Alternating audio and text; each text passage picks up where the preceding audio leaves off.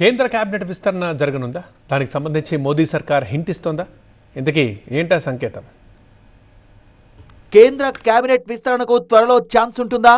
ఇప్పుడు బీజేపీ ప్రకటించిన 11 మంది రాజ్యసభ అభ్యర్థుల లిస్టు ఇవే సంకేతాలని పంపిస్తోందా? జాబితాను చూస్తే ఇవే సందేహాలు తలెత్తుతున్నాయంటున్నారు రాజకీయ విశ్లేషకులు. కేంద్ర సహాయ మంత్రులుగా ఉన్న రవనీత్ సింగ్ బిట్టు, జార్జ్ కురియన్లకు ఈ తాజా జాబితాలో చోటు దక్కలేదు. వాళ్ళ రాజ్యసభ పదవీ కాలం కూడా త్వరలోనే పూర్తవుతోంది. దీంతో వాళ్లకు కేంద్ర మంత్రివర్గం నుంచి ఉద్వాసన తప్పదా అనే చర్చ నడుస్తోంది.